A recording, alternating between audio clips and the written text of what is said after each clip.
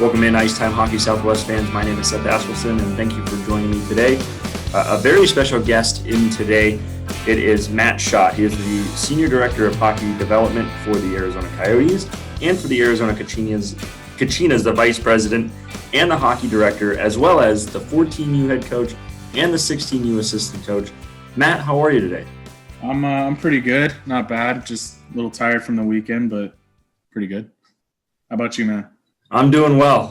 Probably not as tired as you. You definitely logged a lot more miles than I did over this past weekend, and really appreciate you taking the time to come in and talk with us about the Kachinas and how things have been going. Yeah, no problem. Always like talking about our girls. That's great. And I know last week with the opening of the new rink that's specifically dedicated for the Arizona Kachinas out in Mesa. I mean, obviously you being heavily involved in the Kachinas have had a chance to kind of see how it's been built and how it's grown. But let's start off there. Like, what does that rink mean to hockey and girls hockey in Arizona? Well, I mean, like it's one thing to, it's to say, it's finally a home for our girls to have a program for so many years. They pretty much piggybacked out of Arcadia, which they've been great and huge supporters. Jim and Justin and his family were all huge supporters of our girls programs of the past years. But now we don't play second fiddle to any program. We are the main tenant. So now we get our first crack of the ice. We get our logo all over the place. People know when they walk in there that's our girls' rink. And, it's always good to say, what does that, when we say, what does that mean? It's a big step, but, this whole weekend, with our girls going there and practicing for the first time, I got so many texts and pictures and everything of these girls, just looking at their ice. And there was one mom sent me a video. The girls ran out and they said, "Girls, look, it's our Zamboni." Even though it doesn't say Kachinas on it, they all ran out to watch their Zamboni go around. And I don't know, that's pretty cool. That was a really cool the bunch of texts to get from people, because it means so much to them. And then you got people from the past that one of our coaches, Mindy French, who grew up with one of the first girls programs here as a player, has coached through multiple girls programs and now is with us, and how happy she's been to have it. Our coaches that have played here growing up finally having something. It's been it's been awesome to get that reaction from people. Now, a rink like this that's really dedicated to women's hockey is very unknown, especially here out west. Have you gotten texts or calls or emails or whatever it may be from other women's programs, not only congratulating you for, the success and where this is built to, but just saying, hey, like this is something really unique, one of a kind, and might be a goal of a lot of women's programs down the road? Yeah. We're very close with in the Coyotes. We're very close with a lot of the other NHL teams that run this program. I mean, at the end of the day, all are not just this, but run this department, amateur hockey development. We're all close because at the end of the day, we all have the same end goal. Yeah, we want them to be Coyote fans, or my buddy Pete in Washington want them to be Capital fans. But at the end of the day, what we want is we want hockey to grow, and we all have this same focus. Every time we get together, it's never a fight of, no, this is why we do it. It's all the same goal. And we've gotten, Pete congratulated me, a bunch of other programs really look into that. And like, we were one of the first teams to take a real big step into the girls game, from the NHL level. I know the Ducks have been involved with theirs, the Sharks and the Kings, but we were really one of the first ones to really set it the way we have it. And we've received a lot of, not just great feedback, but questions. How did, what did you do to get started? Like when we first launched, we bragged about this because they're the Blackhawks, but the Blackhawks sent two people down to spend a few days with us and see how our program runs. I've been on the phone with the Rangers as well on how we've done our program, Pete in Washington as well. And, and it's like, it's pretty cool because you don't really expect that from, the Arizona team, but it's definitely this rink opening up has sparked a lot of, congrats, and hopefully this can happen to us from a lot of other NHL teams, and even people at the NHL like Sean White, Matt Herr, and, the PA and the NHL have helped us really get to this point. So. No, it has to be pretty cool when two original six teams are sending people down and calling you and a lot Yeah. of your colleagues about, how to set up something that's successful, right? Yeah, no, it was definitely, I mean, yeah, just hearing and for how long that those people in those jobs have been around. Like I've been here with the Coyotes for 8 years. Both of those people who run those programs and Pete himself have been around, 13, 15 plus years. So it's really like they're in a way, they're my mentors. I look up to them and see how they do things. So it's nice to get that from them that says like, wow, you guys are doing a good thing down there. So Yeah, and it's been really fun to watch the growth of the Kachinas and just how quickly the women's game really has exploded in Arizona. I mean, the college programs are beginning to pop up, with ASU and GCU, and I'm sure down the road U of A and NAU might be having those conversations as well. Do you think that with the growth of the women's game, with the Kachinas and so many girls getting into hockey in Arizona, that it almost pushes schools like U of A and like NAU to start women's programs just because there's so much talent? if we can get them more established up there, like a more girl, and that's our goal. A long-term goal is to hopefully have Kachinas Flagstaff and Kachinas in Tucson, and if we're able to do that, absolutely. I know U of A had a team a while ago, like a long time ago, like when I was in, I mean, not long, but like 13 years ago when I was in college. My friend played on that team, and they used to have one. It's also finding somebody that's willing to keep the team alive. Like with all the other programs, you have people that are so dedicated to keeping the program alive, both financially and administratively. And if you don't have that, it's really, or a buy-in from the school, it's really hard to keep it afloat. And I think if you can find someone that's down there, I mean, and hopefully with how much we're growing and continuing to grow the game, that we can and we can help. Maybe some of these girls are the ones that down the line, the girls we're coaching right now are the ones that want to go start that team at U of A or start that team at NAU when the time comes. So Now as you mentioned, you worked 8 years for the Coyotes, 8 years at the moment, at least, as you're still currently employed there. And I would say about 8 to 10 years ago, maybe women's hockey wasn't as thought of as a top priority as, maybe messed up as that is to say. But in that 8 years, it has definitely changed. Did you ever think that you would be able to contribute to the growth of women's hockey as much as you have with the Coyotes and then now with the Kachinas when you first got hired 8 years ago?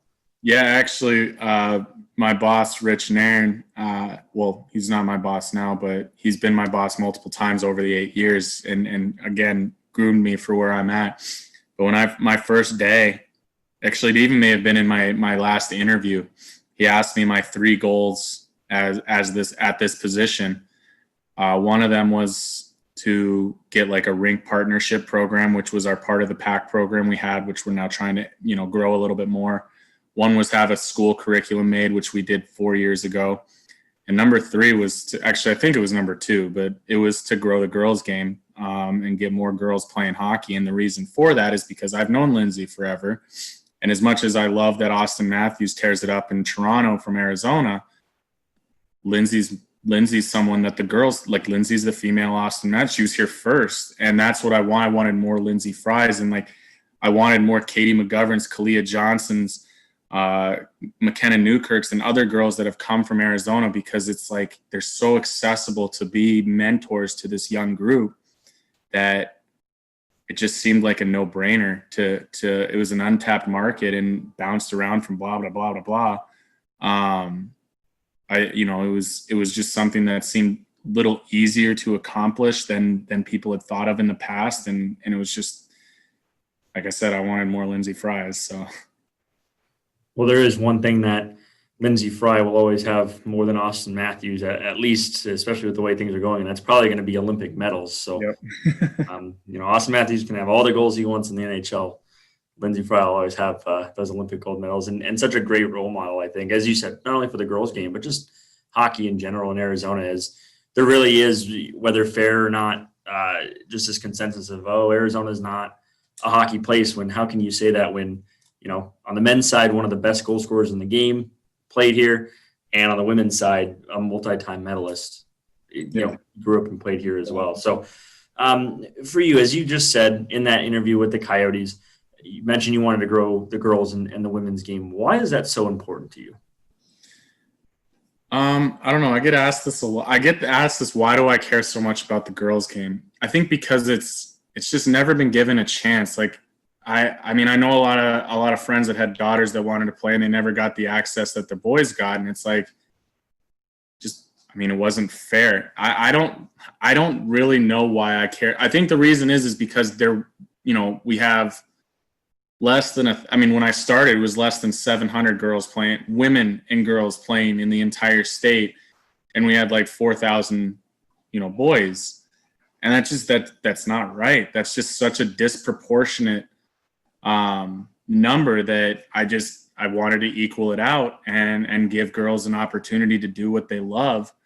And again, I think, marketing wise, it was also pretty easy to, again, just be like, look, like you can do something. Here's Lindsay. Like here's McKenna, who was captain of Boston College. Here's Katie McGovern, professional NWHL champion. Like we have these players here that they can look up to. And that's how I've always seen athletes, they're role models. So, you can get into the political game, they stick to sports, whatever, but there's someone that kids always want to idolize. They want to buy their jerseys. They want to play like them. They want to pretend they're them. They want to play as them in video games. And there's so many female role models for girls that, in the hockey world that grew up in Arizona. It just something I really wanted to help fix and grow. And that's totally understandable. And I hope my question didn't come off condescending because it is not at all. Yeah, because it is one of those where, you see with Lindsay Fry, she grew up playing the game, on the women's side and as with Katie McGovern and they want to grow because they've experienced it firsthand. And it's really good to see that there is somebody, in the organization, in an NHL organization who is trying to grow the women's game. And it has grown. And not only are you, helping with, whether it be marketing plans or, getting things set up for the girls game, but you're directly affecting, girls and women's hockey in Arizona as head coach of the 14U Kachinas team and the assistant coach for the 16U team. And first I want to talk about the 14U team. You and I talked a touch off air before about how good and how dominant the 14U team has been. I mean, when you look at the Western Girls Hockey League standings at 8-0, 48 goals for, 5 goals against. And now I'm not exactly sure if that's been updated from this last weekend. Is that updated correctly? That's updated, yeah. Okay, so, I mean, dominant. You said you had a dominant weekend as well. What's been working for the 14U team? Our state is very fortunate to have at the 05, 06, and 07 birth years very strong, talented girls. And I mean, we do have girls that are talented at all the birth years that we have, but our most talented pool are those 3 birth years. And the U14s, that 06, 07 birth year, and we just have a very, very talented group of girls that they work well together. Like all 3 lines produce, all 3 defensive pairings produce in some way and have their own specialty, that if you will. And we have 2 very solid goalies. It's just I mean, these girls were raised playing. A lot of these girls were raised playing boys hockey and made the switch over, and it's just they're very competitive. Now, I'm not saying that that's the proper way to go. Everyone has their own different path, but that's why we have what we have at younger levels too. But and they listen well. I mean, I'm not an all-knowing individual. I've learned a lot from I never played professionally, but I've coached with people that have, and I spent many years learning from coaches, whether good or bad. And I just utilize, and I'm constantly learning as a coach. And I like to, and fortunately I have a group of girls that is just incredibly good listeners and buy into what we're teaching. And, we focused a lot this year on like team culture. We have like a culture pyramid, which, didn't steal the idea from Greg Powers, but I take a lot of what he does because he's an incredible coach, and I love the stuff he does with culture. So we kind of modeled a something off of that. We have, post game, we ask our girls to call out other girls on you worked hard, you had integrity, you had selflessness. We have a good culture. I mean, I just had a parent ask us how long we can keep this group together because of how close they are. And it's like, as much as I would like that, that's not realistic in youth hockey, but like they're a very close knit group. They have really strong leaders at both the, on ice and off ice aspects. We have, two of the most talented 06, players, honestly, not even just girls. One of them was one of the top performers at the CCM summer top 68, I think it was. She's, our leading scorer. She's an amazing player. But, we also have, our second leading goal scorer and points person is, just as talented in different ways. And we're just lucky. We have a very, very talented group. And I mean, yeah, it's a fun group to be a part of. Now, when it comes to the 14U team, as you said, tight-knit group is talking about, the positives post-game, two of the top players at their age group. But, I mean, that goal differential and that dominance is just incredible no matter what, what league, whether it's boys or girls hockey, whatever it is, just absolutely incredible. How have you and your team, and specifically defensively and in net, been able to put such a distance in that goal differential category? I mean, we do have two really good goalies. Out of the 8 games, 6 of them have been shutouts, but they've also been like huge shot differentials too. Like they obviously don't keep shots properly on that, but we have parents that gladly do that. And it's just, we try. One thing I learned from Julie Chu many, many years ago when I worked with her for a camp, and she used to come down every year and we used to talk a lot. One thing that she brought up to me as she was getting more into coaching girls hockey is girls hockey isn't very offensively focused. For whatever reason, she just said they're not offensively focused. They're always kind of defensively and passive. They're not aggressive. They're not offensive. They're very defensive and passive in their gameplay. And I try to change that up because we have such talented players that we just focus heavily on, pressuring the puck, keeping it in our zone, puck possession. And we just spend a lot of time in our offensive zone, peppering these goalies. And fortunately, we have a strong enough D and goaltender that when the time comes and we're in the defensive zone, they're there to make the save. I do also think, I don't want to overstep ourselves here, but I do also think that we are where we are because we don't have the ability to be a AAA team right now because of state rules and new organizations starting up. Whereas like teams from Colorado, they have AAA programs, so their best players aren't probably playing AA right now. Now, I don't think they have multiple ones, so they're still getting some good players. But we make sure to, and Utah's the same way. They move their top players at younger age levels all the way up to the 19U team. So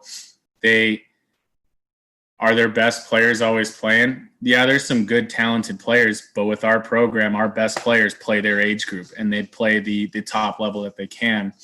And that's what allows us to be so successful at this. And when we go and travel to Philly later this year, and we travel to Lake Placid later this year, and hopefully go to nationals if we can get out of regionals, which if they're the same teams we're playing in the WGHL shouldn't be too difficult, but never want to confirm and always want to play like we aren't going to win. So then we're going to make a name for ourselves because we are that talented of a group.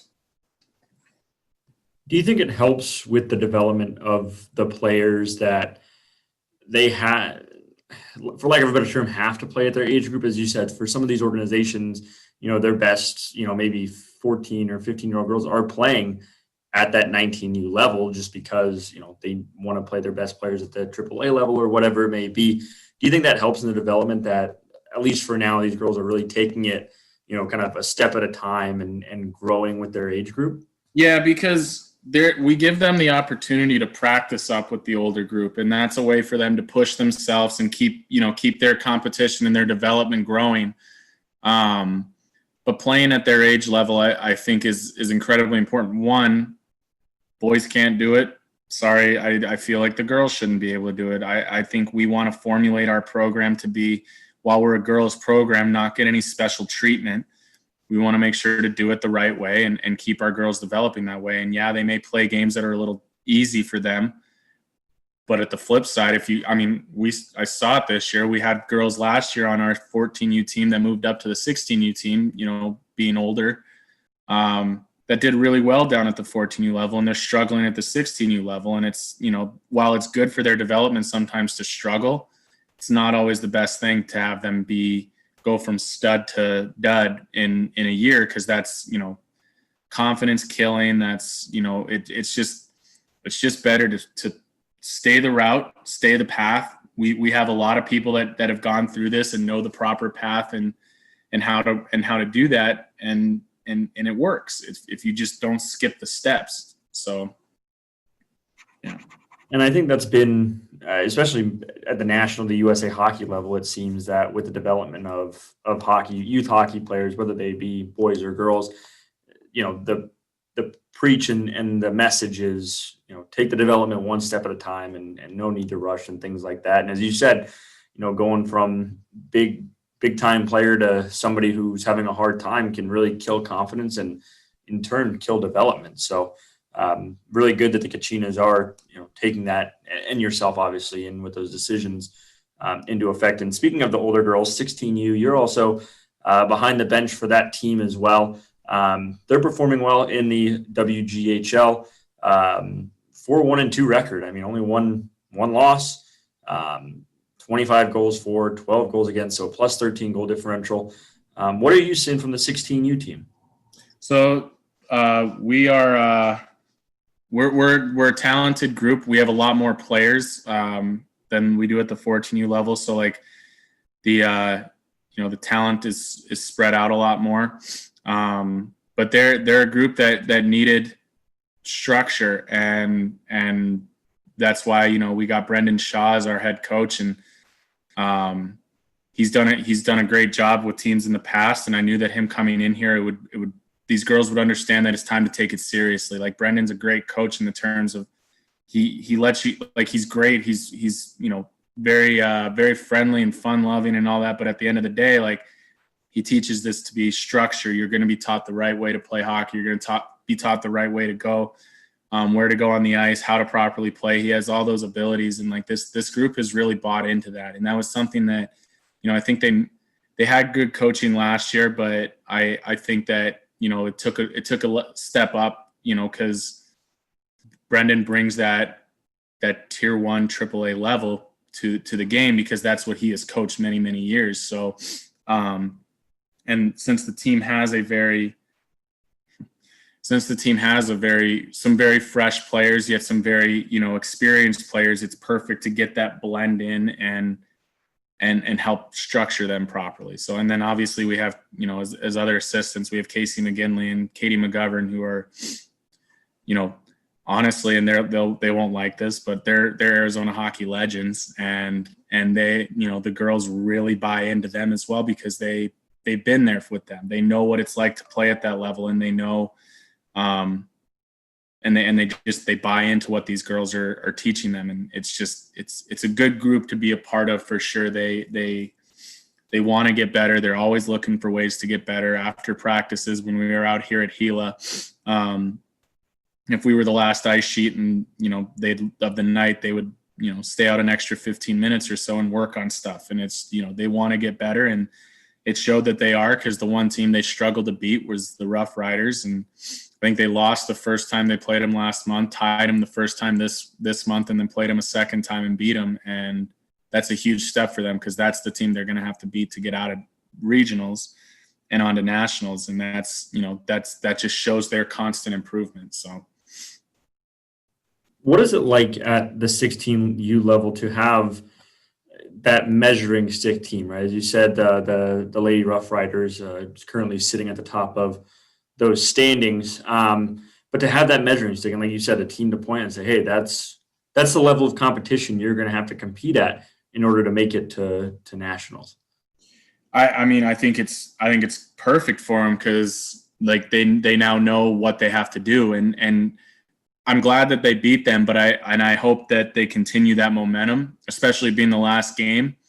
I just hope they don't see that and be like, all right, we beat them, cool, now we don't have to work hard. I hope they see like, all right, now we beat them, now we have to keep that consistent, like now there's no going back, now there's only going forward. And having I just think it's a perfect measuring stick, because they now know what they need to do and what they need to do to keep it going. So that was actually the team they struggled with last year too, was the Rough Riders. They're usually one of the better programs in Colorado. And that was the team last year that the 16Us could not really get over the hump against. And so again, it's kind of like Team USA versus Iceland. Like they finally got over it, and they, now it's just continuing on. So. Well, hopefully there's a lot more victories ahead for the 16U team over the Rough Riders and down the road. And hopefully we're talking again soon, not another month's time, but for this upcoming month, between the end of October and November, what does the preparation look like? We'll start at the 14U in order just to keep the ship moving and keep the sights on, the ultimate goal. I think it's just, I take a lot of, or not a lot, but I take some notes during the game of little things that need improvement. And it's just fixing the little things, honestly, like, cause there's no major problems. It's very minor things, like making sure to get the puck over the blue line, where we're making sure our wingers are higher on the breakout so we can get that puck out. It's just very, very little things that we just need to improve on. We're going to start, hopefully having some film opportunities to watch ourselves. Cause that was always something big for me, was I learned better from watching myself make mistakes. Cause I could be like, oh, okay, I really did do that, and I could do this differently. And I think it helped last year when we did it with the team, was when we used, game film to improve ourselves. And, I fortunately am coaching John Slaney, who's the assistant coach with the Runners. His daughter's on our team, so he's been helping out with us, and we as a coaching staff, Aaron Kane, Sheridan Gloyd, and Megan Rochek have all learned a lot from him, and he helps a lot with like, this is what you need to work on, this is stuff that you should work on, and he sees it from a different angle, right? Like he sees it from a completely different mindset. So it really helps us find those ticky-tacky little things that, if you want to be a great team, these are things you need to work on. So. And how about for the 16U team? Again, like you say, you take the notes on the bench and you get a chance to see all the games. What's the next few weeks look like for them? Actually, unfortunately, I haven't been able to be on the bench as much with them, because the teams, were in different cities and times conflict. But when I've been on the bench, it's sort of the same thing. It's starting to figure out the proper structure that Brendan's trying to teach. And we've definitely seen improvements since he's started to implement it a little bit more. But I think it's just riding the momentum of their good weekend and keeping up at that level, because there's, you can't go backwards. Like I said, you just have to keep moving forward with the momentum, or you're done. So, or you see a big relapse, and we don't want that, because our girls have made a lot of strides this year, so, I think with them, it's just continuing to listen to Brendan and listen and follow that structure that he's teaching, because they're getting it. It's just now understanding it. So. Well, Matt, we appreciate your time and coming on to talk with us about the Kachinas, girls hockey and women's hockey in Arizona. Are there any final thoughts, any final words you want to leave with those who may be watching? No, I think the only thing is, this is just the beginning. Like it's going to get so much bigger and so much better. And because of the buy-in that we have from the Coyotes, and our parents, it's just, it's exciting. And I think if people are female players or parents of female players are out there worried about like, oh, I don't know if my girl wants to play girls hockey, like, trust me, we are going to develop your girls the right way.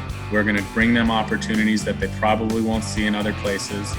And we're going to do things, the right way, because we have the right people in place to do that. And it's exciting to see. So. Well, I know we're all excited to see it and excited to see what the next few weeks looks like for the Kachinas. So, Matt, thank you so much again, and hopefully we're talking soon. Thanks, Seth. Appreciate it, man.